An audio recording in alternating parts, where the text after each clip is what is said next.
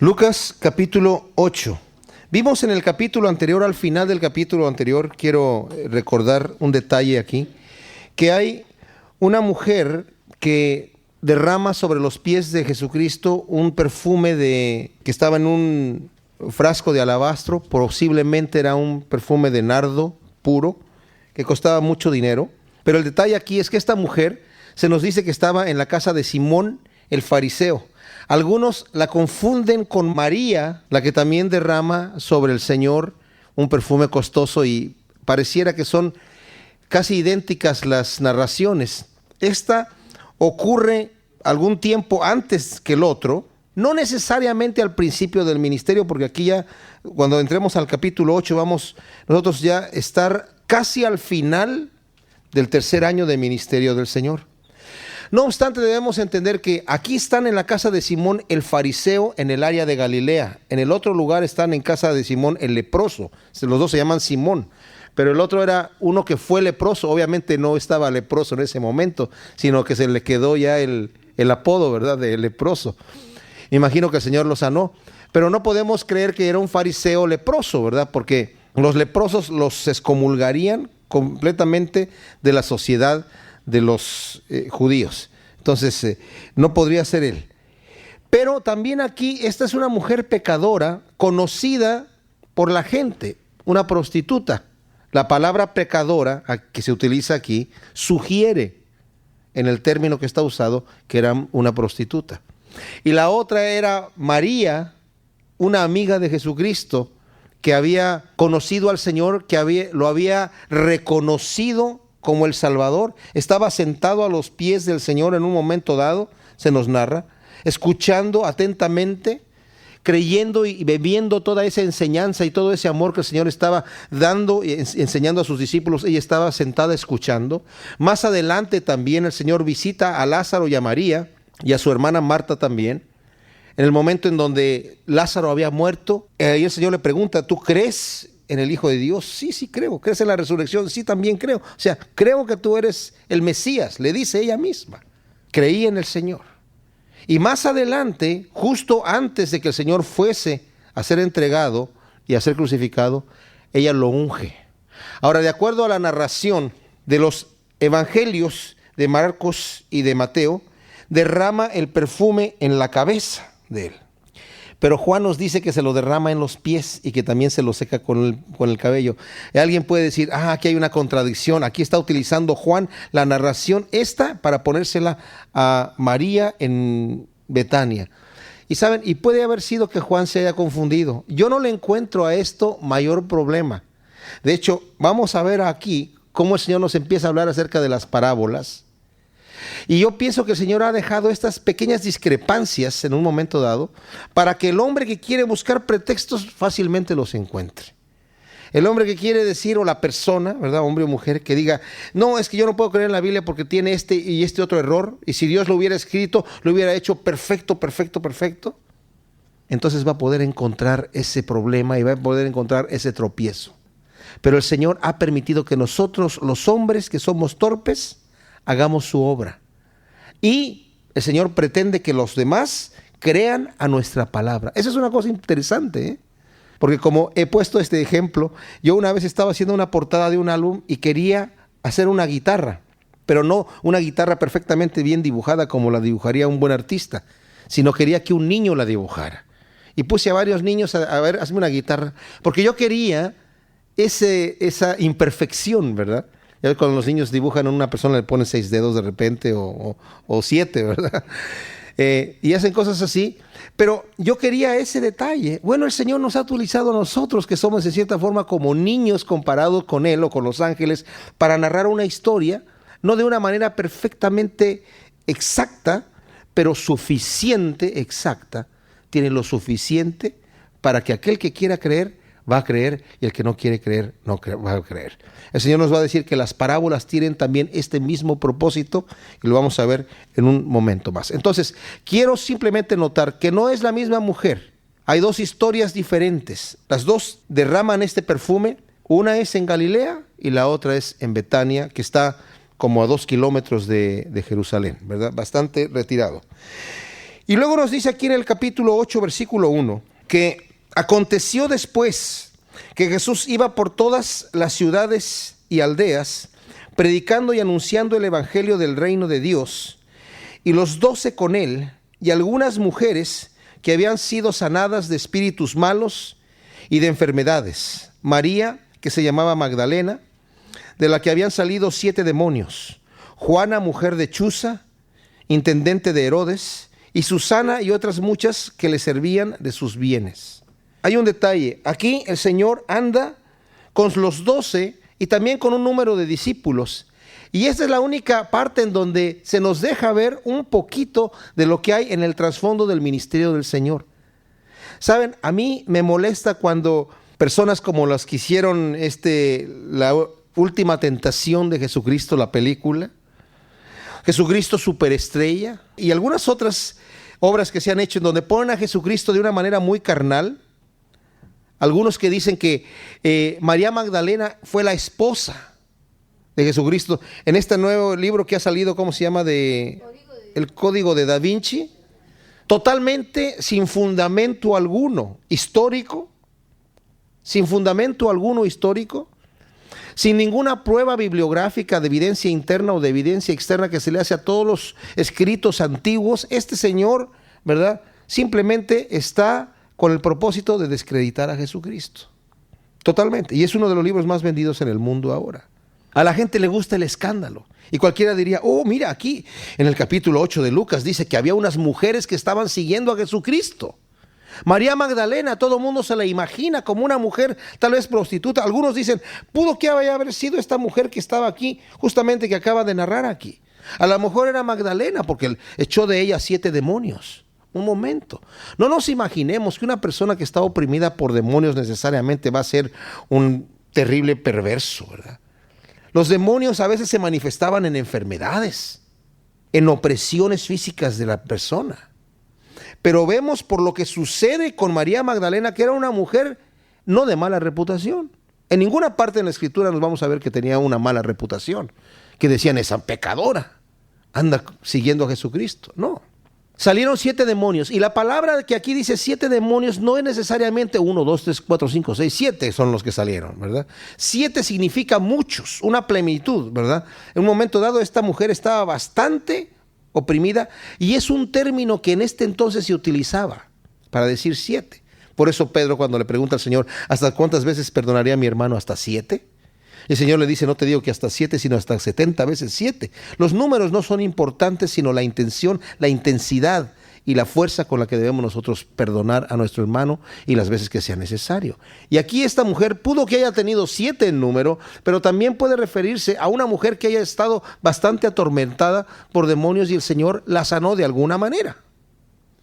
Hay otras mujeres que están aquí. Se menciona aquí a una Juana, mujer de Chuza, intendente de Herodes, que más adelante también en este mismo evangelio se va a mencionar que va a ser una de las mujeres que están allí al pie de la cruz cuando Jesucristo está muriendo, mientras sus discípulos, excepto Juan, lo habían abandonado. Y están estas mujeres allí.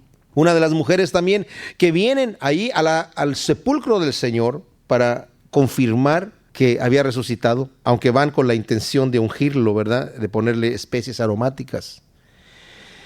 Realmente personas que habían conocido al Señor, que estaban agradecidas. A mí me maravilla un detalle aquí. Si notamos lo que dice aquí en el versículo 3 al final, dice, y otras muchas. O sea, no solamente estaban esas 3 que estaban siguiendo, sino había muchas otras mujeres. Y de ahí hay un detalle que dice ahí, que le servían de sus bienes. La palabra es de su sustancia.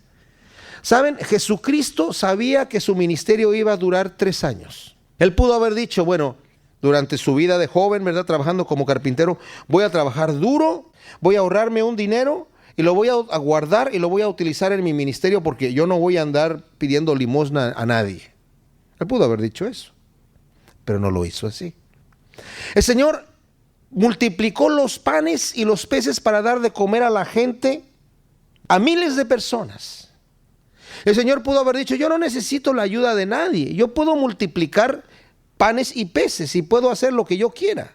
Yo me puedo proveer a mí mismo. Si yo hice llover maná del cielo, lo puedo seguir haciendo. Yo no le voy a pedir a nadie y no voy a dejar que nadie me sostenga en el ministerio. El Señor pudo haber hecho lo que hubiera querido, pero no escogió hacerlo así. Qué interesante. No le dio vergüenza vivir de la caridad de unas mujeres que con su sustancia lo estaban sirviendo.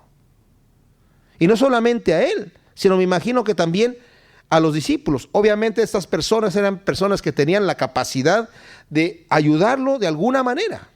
Pero el Señor no dijo, saben, no, esto no es para mí, yo soy el Todopoderoso, a mí nadie me hace eso. Es más, debo decir un detalle. El Señor recibe de nosotros la ofrenda. No solamente la recibe, la exige.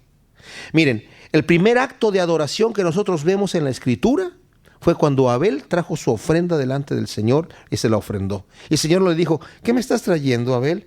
Pero si yo soy el creador del universo, no necesito que me des nada.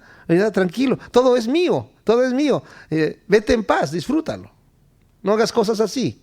No, el Señor se agrada de que nosotros le regresemos al Señor de la sustancia que Él nos ha dado. Y Él aceptó la ofrenda de Abel. La de Caín no le aceptó porque Caín también traía su ofrenda, porque Caín lo estaba haciendo por envidia y porque había pecado en su vida. Y nos deja ver también una cosa allí, que el Señor no recibe cualquier ofrenda. El Señor no necesita de mi dinero, ni de mi ofrenda, ni de mi tiempo, ni de mi vida, ni de mis talentos, ni de nada de lo que yo tengo. No necesita el Señor nada de nadie. Pero el Señor recibe lo que yo le doy cuando yo tengo un corazón recto. Incluso dice, cuando tú traes tu ofrenda al altar, qué bonito, me da gusto que traigas tu ofrenda. Y ahí, ¿te acuerdas que tienes algo contra tu hermano o tu hermano tiene algo contra ti? Deja tu ofrenda, todavía no me interesa, no la puedo recibir así. Ve y arregla cuentas con tu hermano y luego presentas tu ofrenda y la voy a recibir. ¿Verdad? No se escucha mucho eso a veces, ¿verdad? Cuando alguien va a dar la ofrenda, arregla cuentas con tu hermano antes de dar tu ofrenda. Pero el Señor ha exigido que así, Él ha establecido que así sea. En el pueblo de Israel había 12 tribus, en realidad eran 13, pero eran 12 en número y siempre se mencionan las 12 tribus de Israel porque es importante el número que significa también juicio, ¿verdad? Gobierno. Una de las tribus, la que estaba sirviendo en el templo, ellos no podían trabajar en ninguna otra cosa más que allí en el templo. El Señor pudo haber dicho, para mostrar que ustedes son los que están trabajando en el templo, yo a ustedes les voy a proveer milagrosamente de todo. Pero ¿saben qué? El Señor escogió que los demás diesen su diezmo al Señor y los levitas, que eran los que trabajaban en el templo, vivían de lo que los demás estaban dando y sostenían no solamente sus vidas, sino la labor de todo el templo. El Señor ha escogido eso, que así sea. Ahora, ha habido muchos abusos. Hay gente que abusa, ministerios que abusan de esto, exponiendo que de alguna manera Dios está en bancarrota y si tú no mandas tu dinero vamos a tener que cancelar este programa o vamos a tener que cancelar esta actividad. Así que por favor aporta porque si no esto se viene abajo. El Señor no tiene tarjetas de crédito, necesitamos echarle la mano. No es así. El Señor no me necesita a mí, no necesita nada mío. Pero el Señor sí ha escogido que a través de la sustancia nuestra el ministerio funcione. Y aquí nos lo está demostrando. A mí me impresionó notar que aún en la vida de Jesucristo, el Señor vivía de la sustancia de los que le estaban en este momento, y en este caso eran mujeres las que lo estaban ayudando, que menciona aquí. No quiere decir que no hubiese habido algún varón que lo hubiera ayudado, ¿verdad? En algún momento dado, pero qué especial que se menciona aquí que las mujeres, estas que tenían de alguna manera de hacerlo, estaban ayudando. Cuando la viuda pone sus 2 centavitos en la ofrenda, el Señor no lo va a decirle, oye, ¿qué estás haciendo? Si es lo único que tienes, ¿para qué lo das? Dios sabe tu corazón, quédate con esos centavitos, vete y compra un pan para que comas. El Señor se agradó y dijo, ella ha puesto más que nadie. Y yo estoy seguro que el Señor le proveyó a esa viuda. No la dejó morir de hambre porque es una promesa de Dios. Dios ha dicho esto, ¿verdad? Así que es importante que nosotros veamos cómo el Señor ha escogido y el ejemplo que Él nos da. A mí me impresiona realmente cómo Jesucristo recibe esto. Y en nuestras vidas también debemos de saber darle al Señor lo que es suyo. Nos dice en el versículo 4. Que juntándose una gran multitud y los que de cada ciudad venían a él, les dijo por parábola: el sembrador salió a sembrar su semilla. Y mientras sembraba, una parte cayó junto al camino y fue hollada, y las aves del cielo la comieron.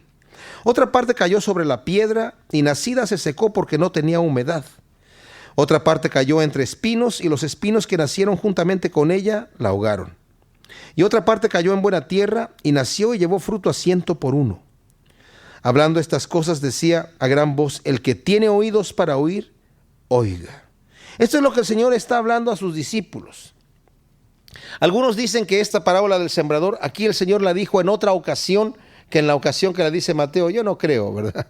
O sea, puede que el Señor en varias ocasiones haya dicho la parábola del sembrador, pero no es un diferente significado como algunos pretenden. Es el mismo significado y lo vamos a considerar ahora. Ahora, el Señor termina con una frase. Da una parábola y termina diciendo: el que tiene oídos para oír, oiga. Fíjense un detalle. Sus discípulos le preguntaron diciendo: ¿qué significa esta parábola? Y él dijo: a vosotros os es dado conocer los misterios del reino de Dios, pero a los otros por parábolas, para que viendo no vean y oyendo no entiendan. Ahora, Mateo es un poquito más extenso en esta implicación. Sus discípulos le preguntan: ¿por qué enseñas en parábolas? La parábola era un ejemplo. Ellos estaban entendiendo lo que estaba sucediendo. Para ellos, ver a un sembrador sembrar no era como nosotros preparamos, ¿verdad?, nuestros lugares con un tractor, ¿verdad?, y con toda la maquinaria, todo perfecto para sembrar. Pero acá había lugares en donde el sembrador salía a sembrar en un terreno donde había piedras en un lugar, y tal vez había espinos, pero había otros lugares fértiles, y parte de la semilla también caía junto al camino. Y esto era una imagen que para la gente de este momento era común, lo veían todos los días. Y la parábola lo que hace es dar una ilustración de algo bien conocido y sencillo para explicar algo profundo y difícil de entender. Pero a la vez el Señor, cuando le preguntaron: ¿por qué enseñas por parábolas?, contestó: porque a ustedes les es dado entender el reino de los cielos. Ustedes, los que han creído, los que están conmigo, a los cuales yo he escogido para avanzar la obra más adelante, les es dado entender y explicar todas estas cosas. Pero a los demás por parábolas, porque hay un detalle. Hay unos que teniendo ojos no quieren ver, y eso nos lo explica mejor en Mateo.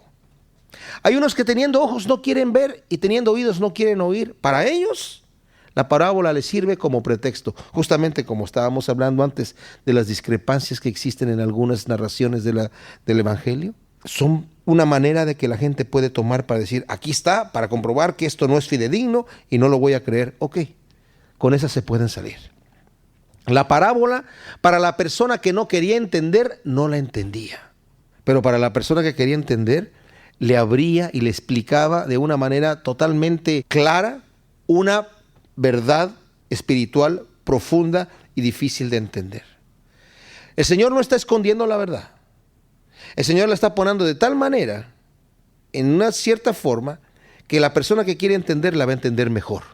Y la que no lo quiere entender, no va a entender absolutamente nada. Y hasta el día de hoy, el Señor funciona de la misma manera. De la misma manera. Y es increíble ver esas cosas, ¿eh? Yo, cuando pasó el asunto de las torres en Nueva York, toda la gente se andaba dando golpes de pecho, las iglesias estaban llenas. Pero en el momento en el que se esfuma un poquito ese terror y ese temor, vuelve la gente a estar en contra de Dios. Y como escuchaba el otro día en el radio, el único anti que es permitido en Estados Unidos y que es políticamente correcto todavía es ser anticristo, anticristiano. Todo lo demás es políticamente incorrecto. El Señor va entonces aquí a explicar y dice: esta es pues la parábola, dice en el versículo 11. La semilla es la palabra de Dios, y los de junto al camino son los que oyen. Y luego viene el diablo y quita de su corazón la palabra para que no crean y se salven. O sea, estas personas escuchan la palabra, no la entienden todavía por la dureza de su corazón. Y están así como tratando de ver de qué se trata. Viene el enemigo y las quita inmediatamente.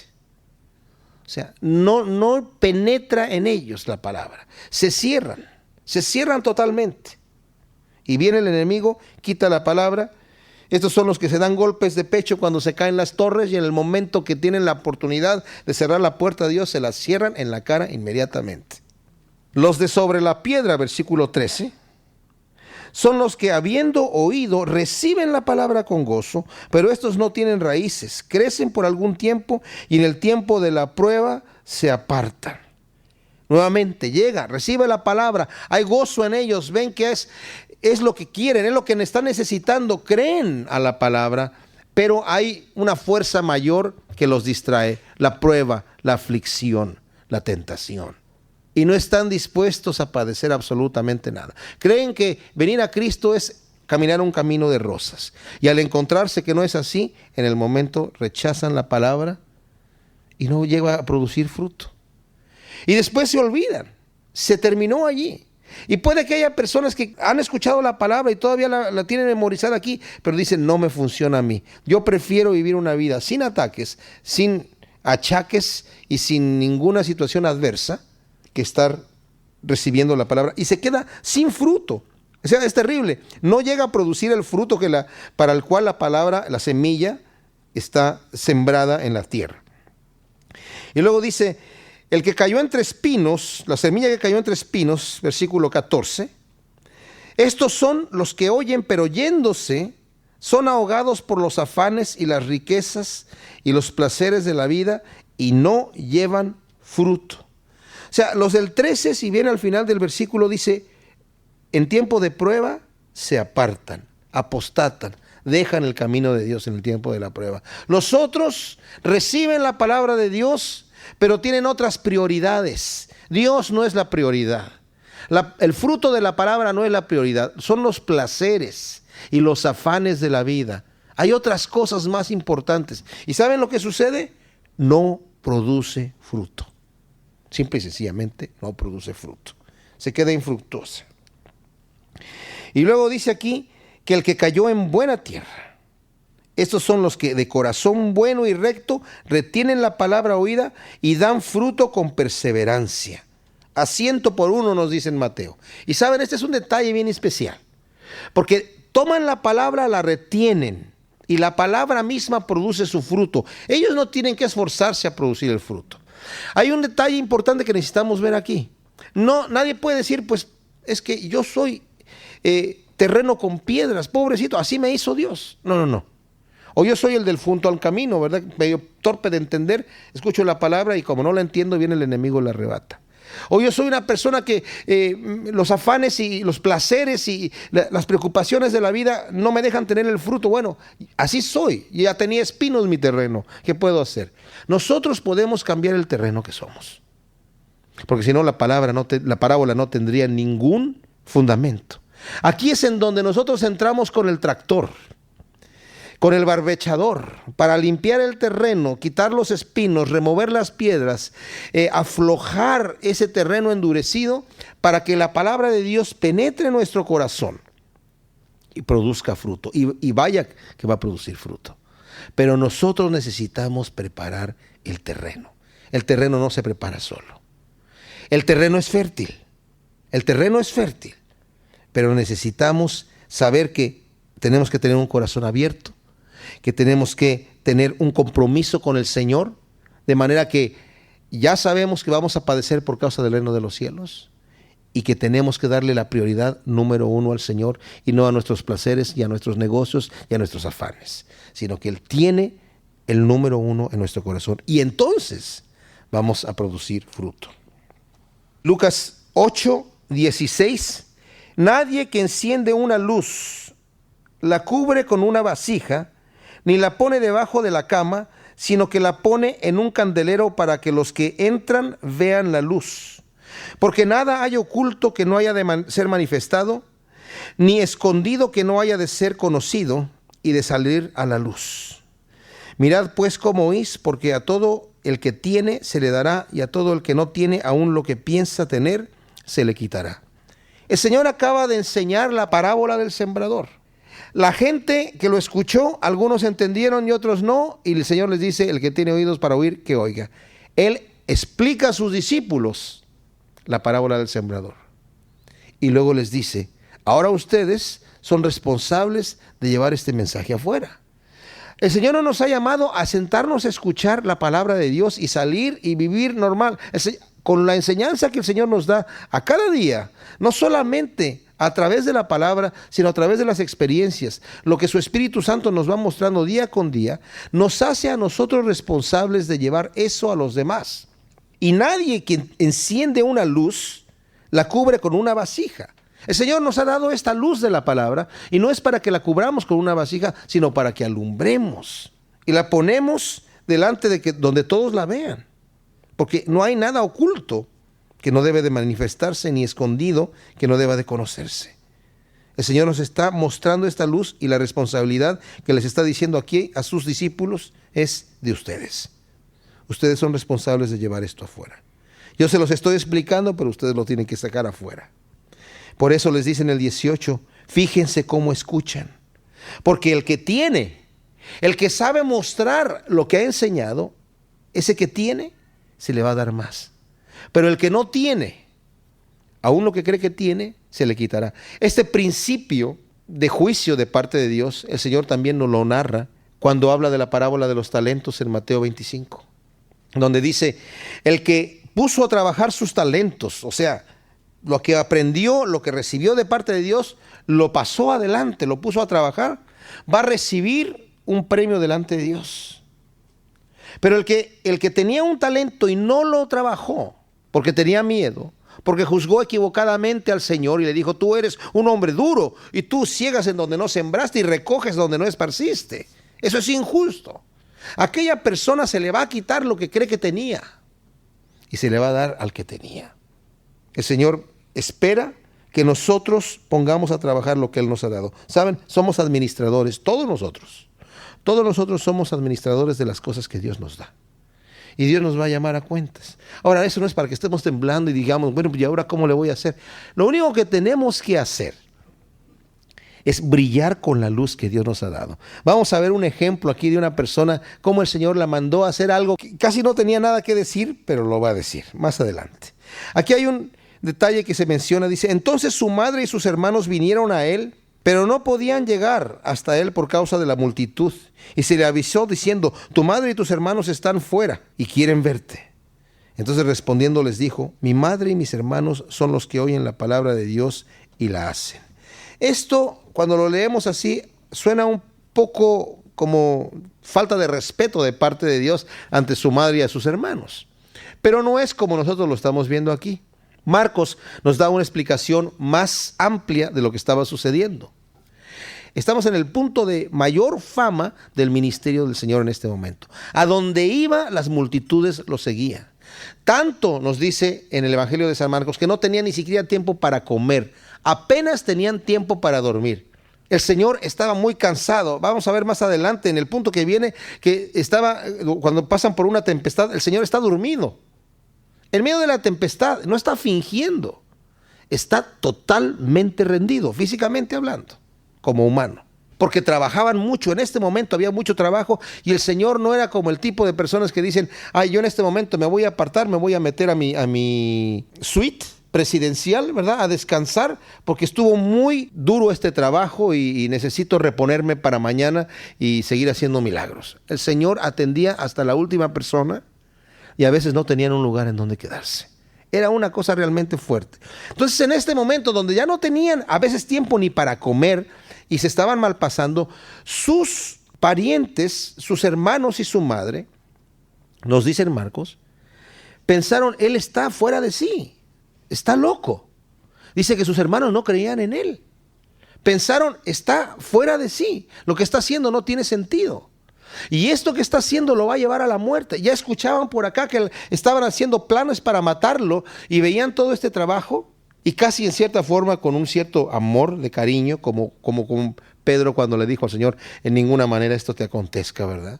Vienen por él, quieren llevárselo a su casa, a que descanse, a que deje esa locura que está haciendo. ¿Qué te crees, profeta? Espérate un momento, vente acá a descansar, come bien, duerme bien, recupérate. La gente te quiere matar, hay unos que te están admirando, pero así te vas a acabar pronto. Ese tren que estás llevando en este momento te va a destruir. Era por amor que lo venían a buscar. Pero él dijo, Y tu madre y tus hermanos están afuera. ¿Y qué dijo el Señor? Mi madre y mis hermanos son los que oyen la palabra de Dios y la hacen, la guardan, la llevan a cabo. Ya había dicho anteriormente que el que oye la palabra de Dios y no la hace era semejante al que edificaba sobre la arena y iba a tener una gran ruina cuando viniera la tormenta. Y que el que oía la palabra de Dios y la hacía era como el que edificaba su casa sobre la roca, que iba a estar firme bajo cualquier circunstancia. Aquí vuelve a decir una cosa.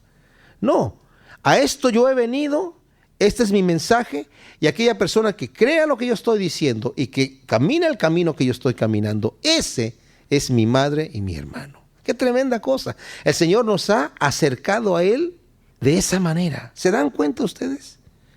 El Señor nos ha acercado a Él diciendo, el que hace la voluntad de mi Padre, ese es mi hermano y mi madre. Qué tremenda cosa.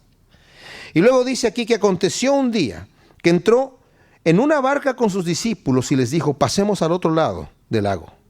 Y partieron. Pero mientras navegaban, él se durmió y se desencadenó una tempestad de viento en el lago y se anegaban y peligraban. Y vinieron a él y le despertaron diciendo, Maestro, Maestro, que perecemos. Despertando él, reprendió al viento y a las olas y cesaron y se hizo bonanza. Y les dijo, ¿dónde está vuestra fe? Y atemorizados se maravillaban y se decían unos a otros, ¿quién es este que aún los vientos y las aguas manda y le obedecen? Miren qué cosa tan especial aquí sucede. El Señor va, porque allá hay una multitud grande que lo está incluso queriendo hacer rey. Se nos narra en otros evangelios, está casi al punto de lo que lo quieren hacer rey. Y el Señor en ese momento se va al otro lado del lago, a la sección oriental.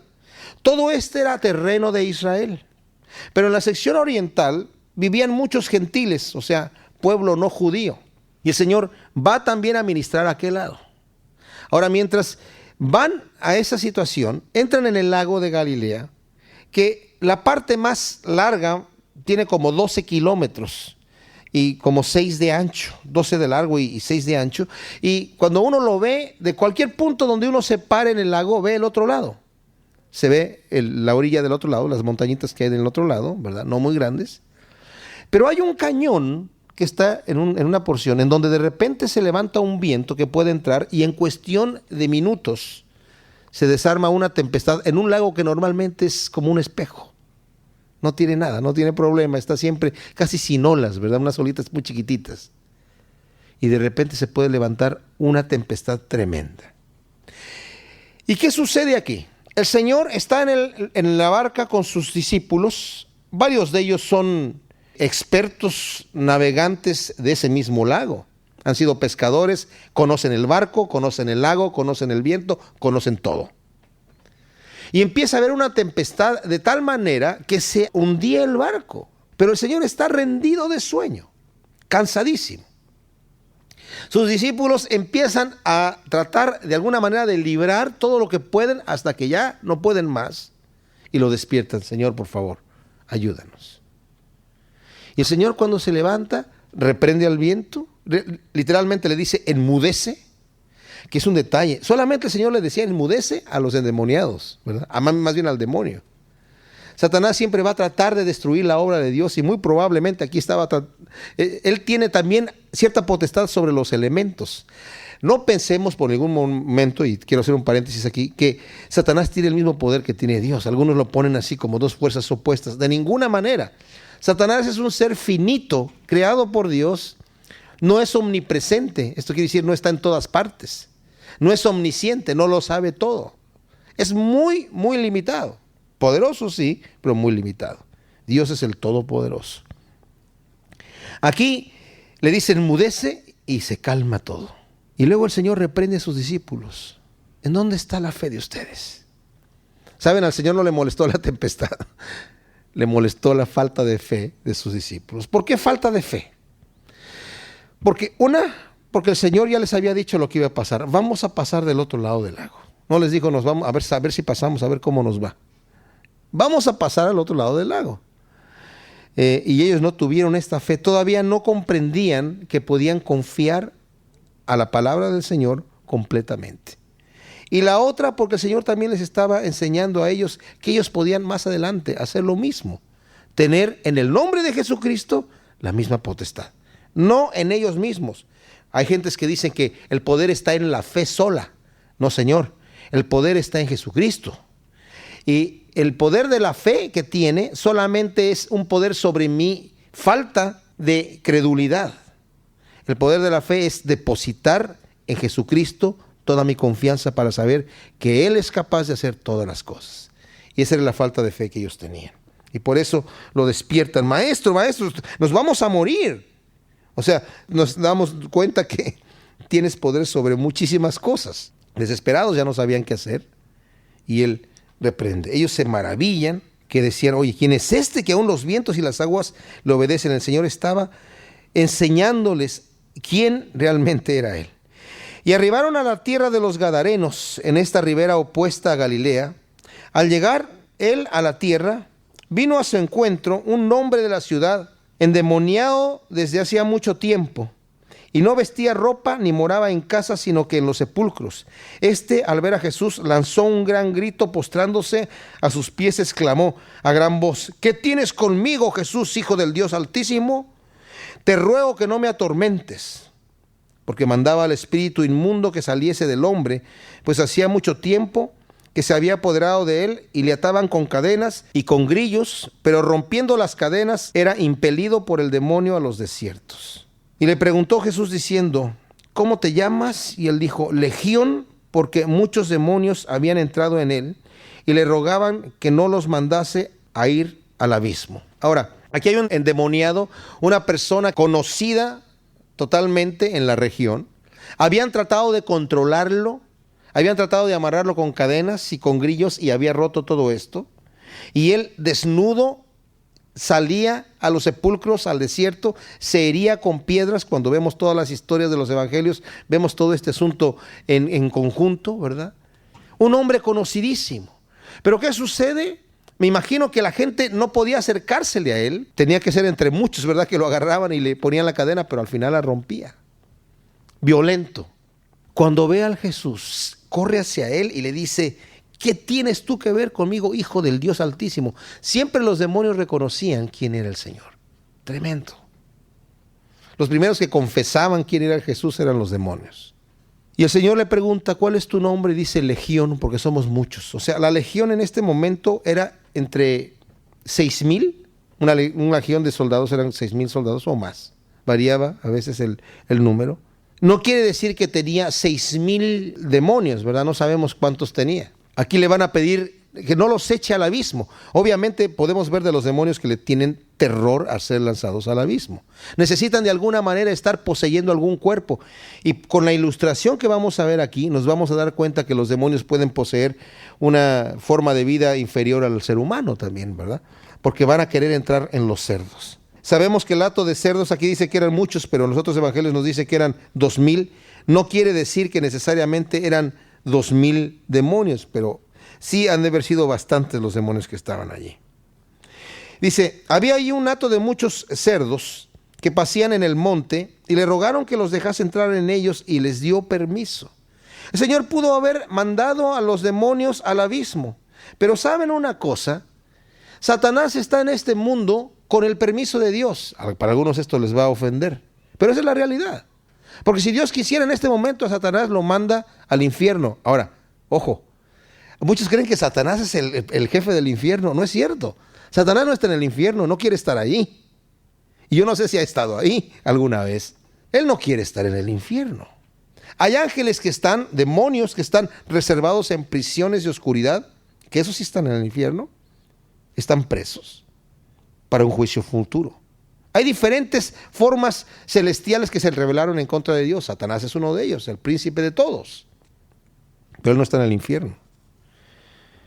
Ahora, estos demonios les piden entrar a los cerdos y el Señor les da permiso. Porque como dije, Satanás está aquí tratando de deshacer la obra de Dios, pero en realidad está para probar, para ayudar a probar quiénes son los que realmente van a seguir al Señor y quiénes son los que no le van a seguir. ¿Sí me entienden? O sea, el Señor utiliza todo, como dice el apóstol Pablo. En una casa grande hay muchos utensilios, hay de honra y de deshonra. Todos se necesitan. El de honra puede ser un cubierto, ¿verdad?, de oro, un plato bonito para comer o qué sé yo, una joya que está en la casa, un mueble bonito, un espejo elegante. Pero también se necesita el basurero. O sea, hay instrumentos de deshonra que son necesarios en la casa. Aquí, estos demonios también, cuando el Señor les da permiso de entrar en los cerdos, pues obviamente no sé qué pasó con ellos cuando después estos cerdos mueren, ¿verdad? A lo mejor si se fueron al abismo, no sé. Pero el Señor les da permiso. Y los demonios, dice el versículo 33, salidos del hombre, entraron en los cerdos. Y el hato se precipitó por un despeñadero al lago y se ahogó. Y los que apacentaban los cerdos, cuando vieron lo que había acontecido, huyeron y yendo dieron aviso en la ciudad y por los campos. Y salieron a ver lo que había sucedido y vinieron a Jesús y hallaron al hombre de quien habían salido los demonios sentado a los pies de Jesús, vestido y en su cabal juicio, y tuvieron miedo.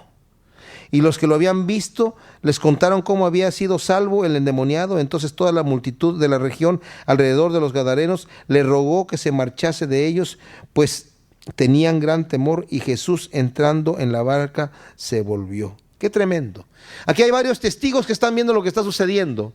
Los que estaban en el hato de cerdos y los demás. Ahora, era prohibido para los judíos tener cerdos. No solamente criarlos o comérselos, sino tenerlos aún, ¿verdad? Estaba prohibido. Este era un territorio judío, pero los que lo ocupaban en este momento eran gentiles.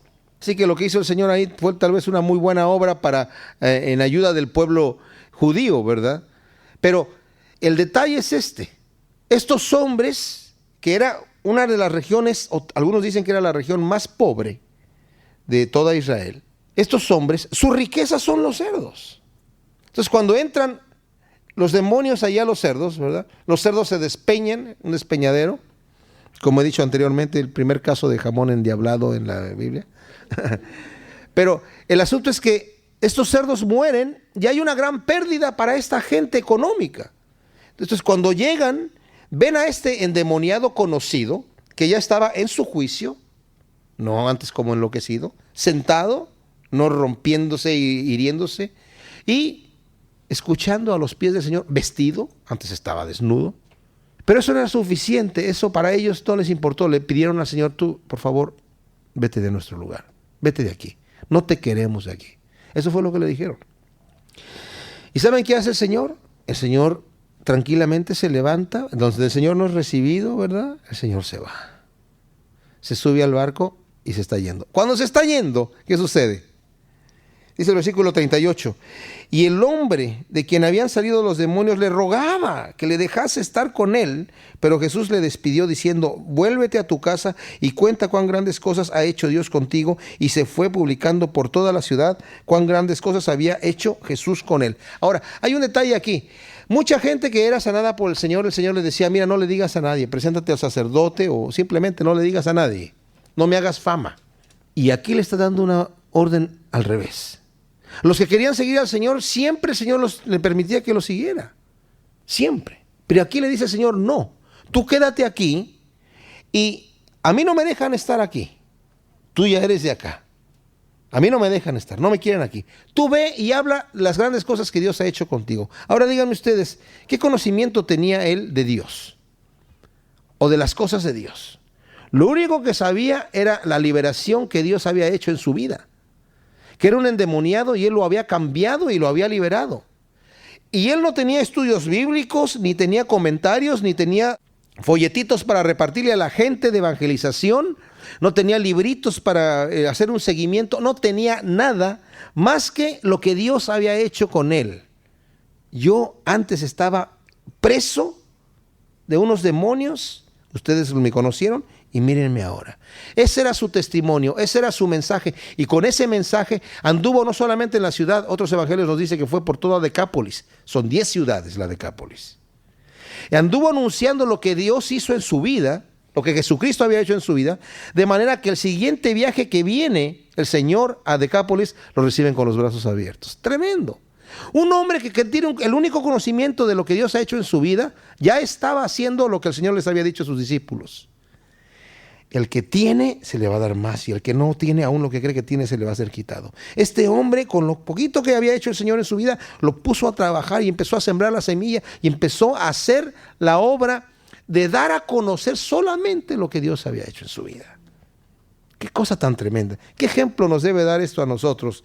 Para no esperar tener un conocimiento mayor para llevar el mensaje del Señor, el conocimiento que tenemos es suficiente.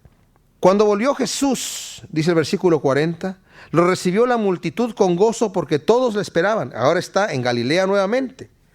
Veían el barquito venir, mira, ya viene para acá, y se empezaba la gente a juntar de manera que cuando ya llegaba, ya tenía el público esperándolo. Entonces vino un varón llamado Jairo, que era principal de la sinagoga, y postrándose a los pies de Jesús, le rogaba que entrase en su casa. Ahora no pensemos que lo están esperando con un púlpito y un micrófono.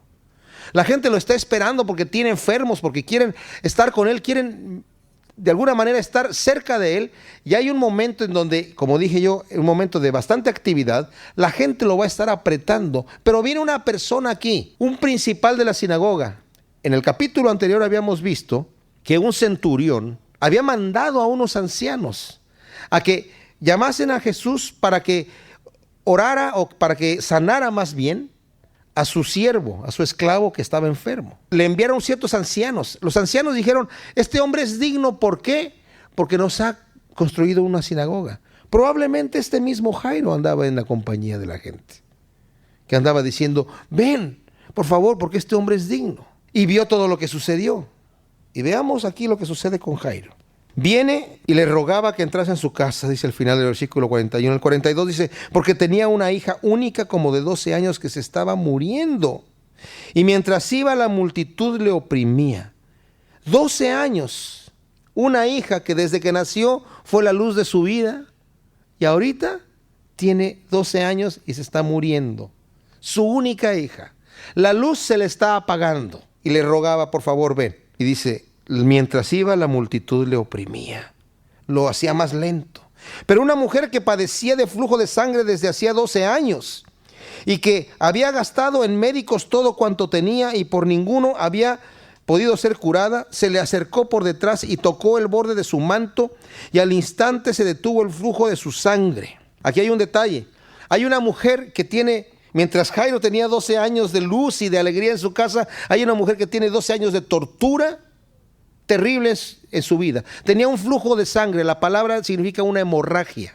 En este tiempo se decía, se creía o se anunciaba, se predicaba que toda mujer que tenía flujo de sangre era porque había hecho un acto de perversión prohibido por Dios, y la desechaban completamente de la sociedad. Nadie se juntaba con ella, su esposo la divorciaba, su familia la olvidaba y no podía entrar jamás a la sinagoga, a ninguna situación religiosa. La gente la echaba a un lado completamente, y esta señora tenía 12 años en esta condición. Era una mujer que probablemente tenía dinero en su época, pero se había gastado, nos dice otros evangelios, todo su dinero, absolutamente, en ver a médicos y tratar de curarse, y no había podido hacer nada. Ahora, cuando leemos aquí que dice que se le acercó por atrás y lo tocó, no crean ustedes que fue una situación en donde solamente así como que rozó el borde de su manto.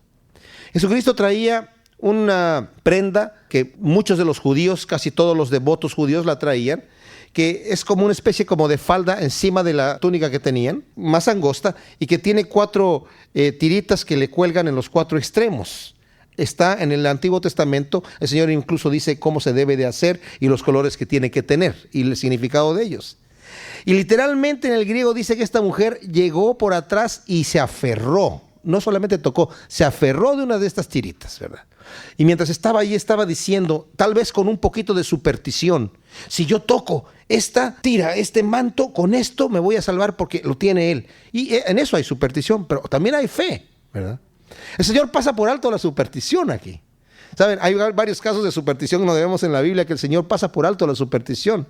En el libro de los Hechos vemos que dicen que cuando Pedro pasaba, algunos ponían enfermos para que la sombra de Pedro pasara por allí y se sanara, y eran sanados. En otras ocasiones dice que Pablo él tenía una banda en la cabeza cuando trabajaba haciendo su trabajo que hacía para sostenerse en el camino, ¿verdad? Durante su ministerio. el sudor, a veces se pasaban esa bandita la gente a los enfermos para tocarla y ser sanados. Esto no era parte de superstición, pero el Señor respetaba la fe de ellos, pasaba por alto la superstición. Aquí nosotros no podemos poner énfasis en la superstición, sino en la fe. Veamos lo que sucede con esta mujer. Toca esto y el Señor se detiene. Dice en el versículo 45, entonces Jesús dijo, ¿quién es el que me ha tocado? Y negando todos, dijo Pedro y los que con él estaban, Maestro, la multitud te aprieta y te oprime y dices, ¿quién es el que me ha tocado? Medio cómica la pregunta, ¿verdad? O sea, ¿quién me agarró el vestido? ¿Quién me agarró? Señor, aquí la multitud te está apretando, te está oprimiendo. Y a ti te preocupa a ver quién te agarró una de las tiritas de ese manto que tienes allí. Y Jesús dijo, alguien me ha tocado porque yo he conocido que ha salido poder de mí. Entonces cuando la mujer vio que no había quedado oculta, vino temblando y postrándose a sus pies, le declaró delante de todo el pueblo por qué causa le había tocado y cómo al instante había sido sanada. Y él le dijo, hija, tu fe te ha salvado, ve en paz. Estaba hablando aún cuando vino uno de la casa del principal de la sinagoga a decirle, tu hija ha muerto, no molestes más al maestro. Fíjense aquí, el Señor por un lado hace énfasis no en la superstición de la mujer que le tomó del manto, sino ¿qué fue lo que le salvó? Tu fe. Tú creíste, tu fe te ha salvado, ve en paz. Ya fuiste librada de ese asunto. Ahora tienes libertad. Tus 12 años de esclavitud y de opresión se acabaron. Pero por el otro lado, vienen los 12 años de luz y de felicidad de este señor Jairo, que en ese momento habían terminado. Jairo, ya no molestes al maestro.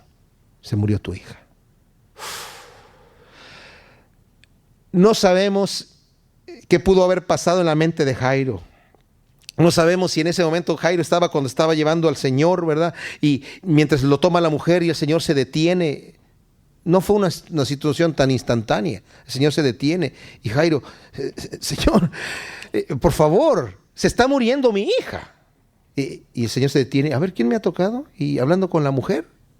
Y la mujer, como vemos en otros evangelios, le explica lo que había sucedido.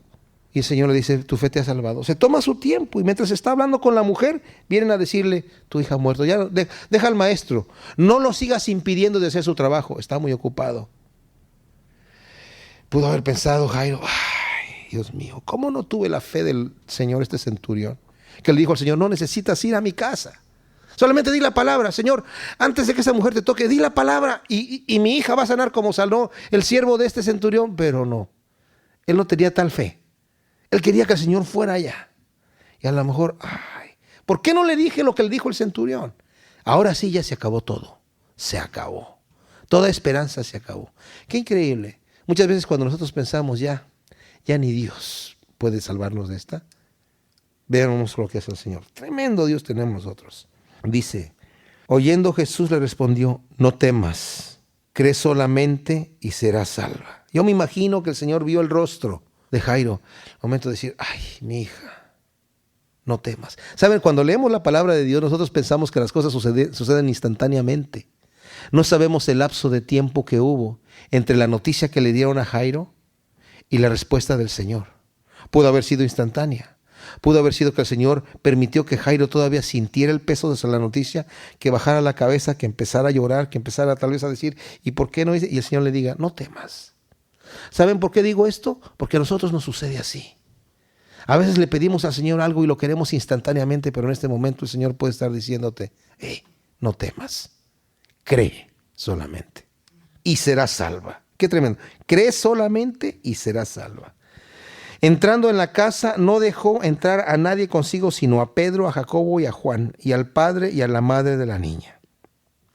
Y lloraban todos y hacían lamentación por ella, pero él dijo, no lloréis, no está muerta, sino que duerme, y se burlaban de él, sabiendo que estaba muerta. ¿Saben? En aquel entonces era la costumbre, cuando alguien estaba a punto de morir, los familiares estaban allí, pero también había gente que se contrataba para llorar al muerto.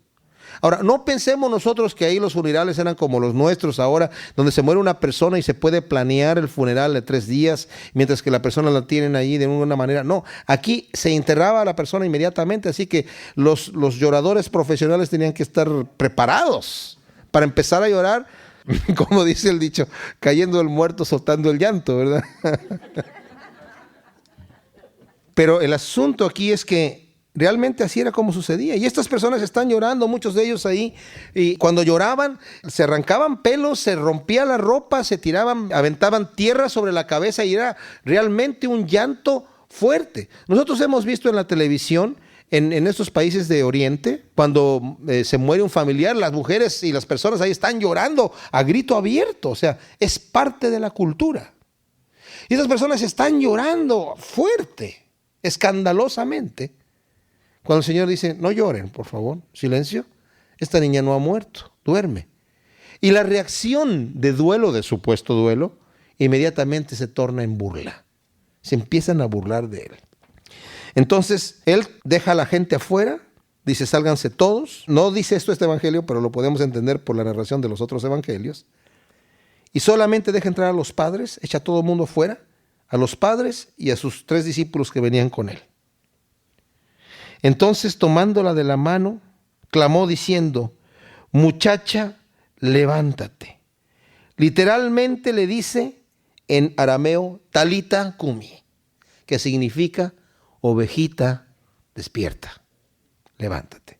Entonces, su espíritu volvió e inmediatamente se levantó y él mandó que se le diese de comer. Y sus padres estaban atónitos, pero Jesús les mandó que a nadie dijesen lo que había sucedido. El poder de Dios es ilimitado. Puede que haya situaciones en nuestra vida que pensamos, esto ya no tiene remedio. Esto jamás va a suceder. Ya se pasó de cocción y Dios ni siquiera lo puede arreglar. Pero ¿saben qué? Ese es un ataque del enemigo. Esos son los que se están burlando de nosotros. Aquellos que estaban llorando en un momento dado y se están burlando ahora, diciéndonos, eso no va a pasar. Tu hija ha muerto. Pero el Señor nos dice, tú crees solamente y serás salva. Así que tenemos que creer cualquiera que sea nuestra circunstancia. Dios tiene poder sobre nuestra vida, no importa lo difícil que se vea. Dios tiene poder sobre nuestra vida. Este sistema de causa y efecto está cerrado a nosotros, pero para Dios está abierto. Para Él hace el efecto que Él quiere con la causa que sea. Señor, te damos gracias por tu palabra. Y ciertamente queremos poner en ti, depositar en ti nuestra confianza completa, nuestra fe. Queremos tener la fe del centurión, pero también en momentos difíciles, cuando hemos dudado, Señor. Sabemos que tu voz nos dice, no temas, cree solamente. Señor, te amamos, porque tú eres un Dios de amor, de compasión, de misericordia, que quieres lo mejor para nosotros, Señor. Y ciertamente queremos poner todas nuestras circunstancias, nuestra vida, delante de ti, Señor, sabiendo que tú tienes control sobre todo. Gracias por tu amor, en el nombre de Cristo Jesús. Amén.